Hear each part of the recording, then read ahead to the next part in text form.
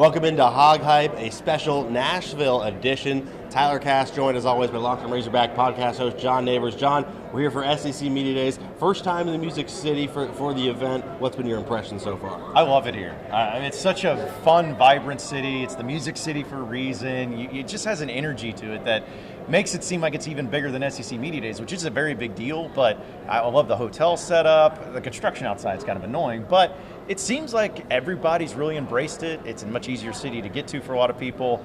I've really enjoyed every part of it, what's going on with Media Days and also the social aspect of it afterwards too.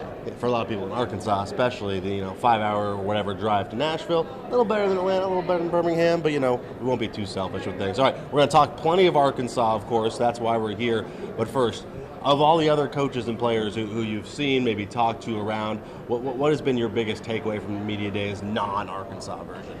I still think it's funny with Jimbo Fisher. It's almost like the guy cannot just say, Bobby Petrino is going to call the plays. He's going to be the offensive coordinator. It seems like there's always just some word that he uses that makes people start being suspect about it. And in this case, in the big room, he said that he'll probably call the plays. If he just said he'll call the plays, everything's okay. But it hasn't had as much juice this year that it hasn't had in previous years, but it certainly seems with Jimbo and how fast he talks and the whole Petrino angle.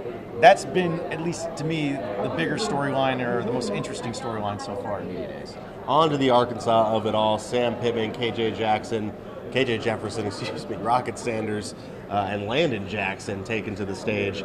Did you learn anything new? I would say football-wise, no. Because, listen, we talk to these guys a lot in the local media. We get to hear from them in a lot of cases. And they're pretty much tired of answering the same type of questions during the offseason. However, when it comes to getting a little bit more personal with some of these guys and finding out some of their likes, their dislikes, their hobbies, what they've been doing this summer, I think that that's pretty fascinating. For instance, I had a chance to catch up with KJ Jefferson, and one of the things he brought up is he loves to shop.